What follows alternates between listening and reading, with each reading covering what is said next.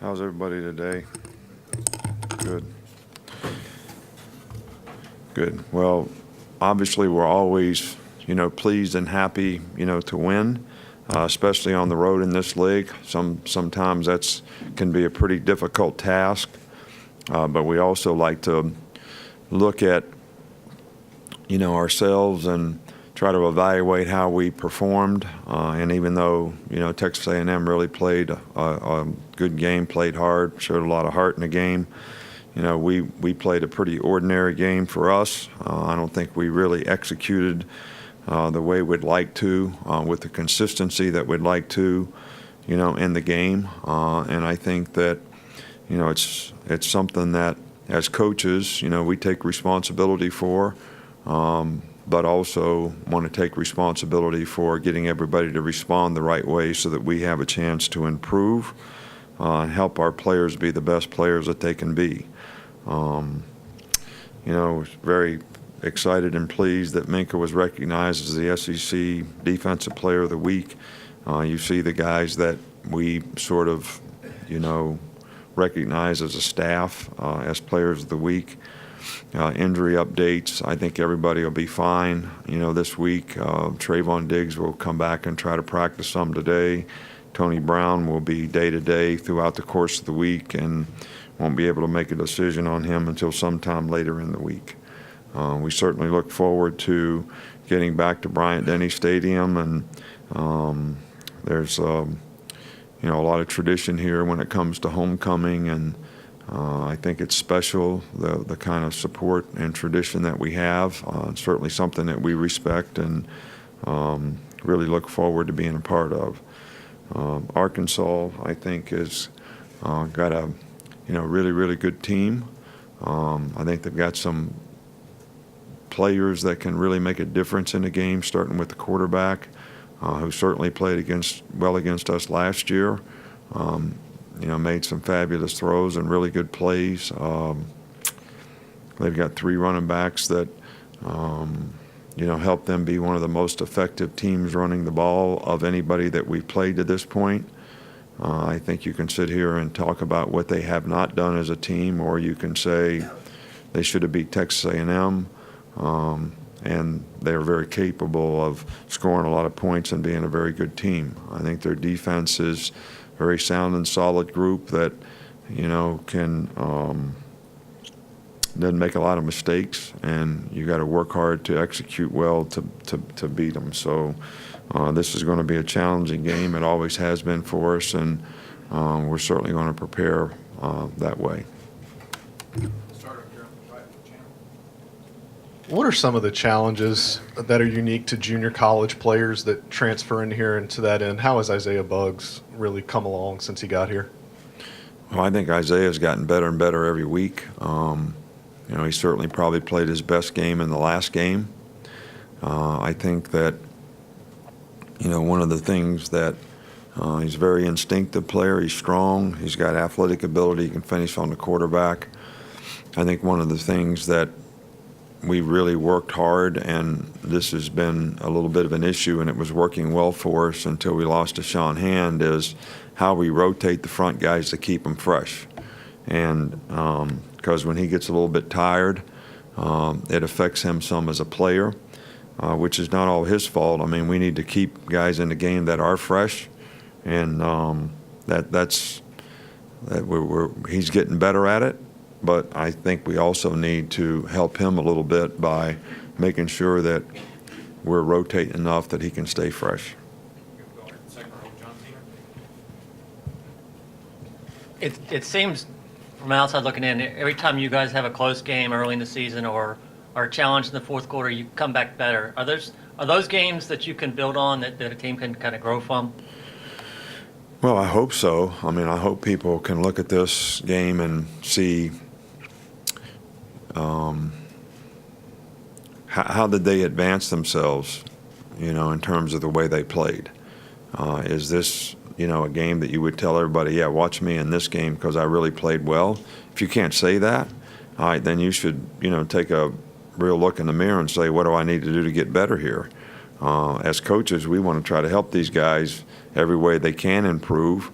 But the preparation, the right mindset when you get to the game, understanding the challenge that you have when you play on the road, understand the things that you did well and the things that you did poorly and how it could have affected the outcome of the game. And, all those things to me are really, really important. How did we play? How much did it affect us making line calls or whatever because we had a lot of noise in the game?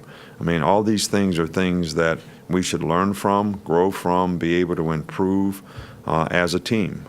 And, I do think sometimes when things don't go well, people are a little more willing to respond, and I'm hopeful that our team will respond well in this circumstance.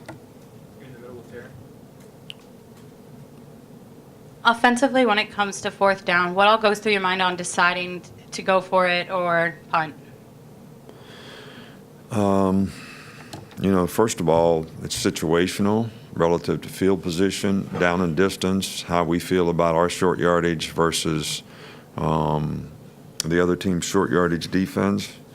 And I think the situation in the game relative to what does a field goal do, how does it affect going for it. I think a lot of times when it's a short yardage situation, the percentages are a lot higher. When I say that, I'm talking about 4th and 1. I don't usually answer hypothetical questions, but if we'd have got it to 4th and 1 in the game, I think I would have gone for it and not kicked a field goal at the end of the game. We've gone for it on 4th and 1 in games before, so the other team didn't get the ball back in 2 minutes and made it. When you make those decisions, you got to have a lot of confidence in the players that they're going to be able to execute, and you're going to get a first down. But at the same time, when you have 4th and 1 on the 27-yard line and you don't kick a field goal, and you make it, and then you go on down and end up kicking a field goal anyway, you actually took a chance for pretty much nothing except increasing the odds on making a closer field goal, which sometimes that may not be worth it. Back here in the middle, Michael. So on the play, the kickoff that was fumbled by A&M, and it looked like a few guys were going for it for Alabama. What happened on that play, and what should have gone better for it? Well, nothing should have gone better. I mean, the guys tried to recover it, and they batted the ball, and, everybody went for the ball, and their guys got it. I think it was a great effort on our guys' part to knock the ball out, and we had great effort trying to get to the ball. So, I mean, I've never coached a team that gets 100% of the balls that go on the ground. So it doesn't mean something went wrong just because you didn't get it. I think, Dylan Moses tried to recover it, and he ended up, knocking it toward the goal line, which put it further away from all players. And one of their players was closer to it than ours, and our guys did a great job of trying to get to it, and they ended up getting the ball at the 1-yard line. Come back over here with Charlie. How have you seen Josh Frazier progress this season and really over the course of his career? I think Josh is playing the best football he's played since he's been here. I think he's in better shape. Josh is really a run-stopping nose guard type guy for us who plays a lot more when we play against regular teams, which we will. These guys are in regular a lot, which means we play regular. He plays some in nickel. We don't play him a lot in pass rush situations. When he's gone in there, he's done a good job for us, and he's someone that you can count on to do exactly what you expect to get from him, and he's done a good job from that standpoint. On the other side, Ryder. How do you expect Robert Foster to respond after what was a challenging sequence in that second half? Well, we're always hopeful that players can focus on the next play. I know that was what I was trying to get him to do when I talked to him when he came off the field. I just said, hey, you got to focus on the next play. Don't worry about that. Don't get frustrated with that. Focus on the next play. He had actually 3, not so good plays in a row. But no player wants to not play well. I mean, he doesn't want to line up in the wrong formation. He doesn't want to drop a pass. He doesn't want to fumble the ball. So, he's as frustrated about it as anybody, but I think he has to overcome his frustrations and overcome the adversity of those circumstances and situations and focus on what he needs to do better. And that's what we'll encourage him to do, and hopefully that's the way he'll respond.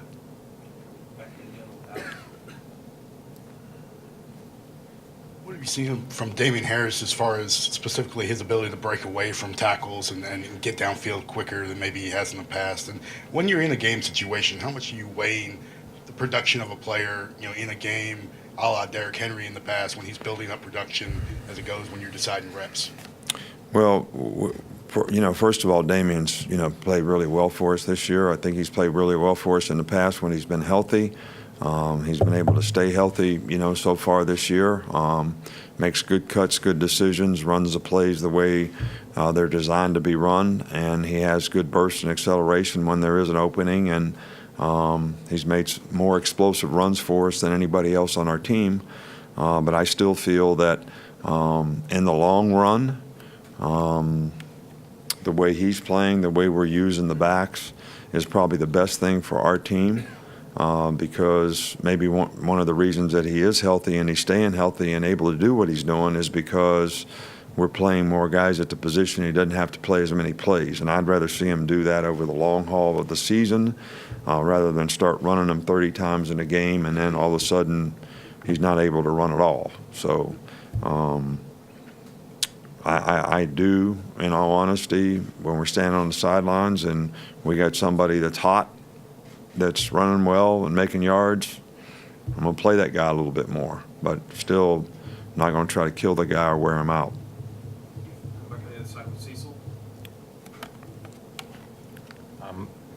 I've got a couple. First, LeBrian Ray, how's his progress been so far? We obviously noticed him on Saturday, and what can he contribute going forward? Well, I think that it was our plan to probably redshirt LeBrian, not thinking that he would play, that much. We actually tried to play him an outside backer when we had all the guys get injured and we lost the backers. But now that we've moved him back to defensive end and we, lost a player there, we felt like he was going to have more opportunity to play, and we needed to play him, and it would actually enhance his development to play because we felt like he was a very instinctive, good, play hard kind of guy, and he is all that.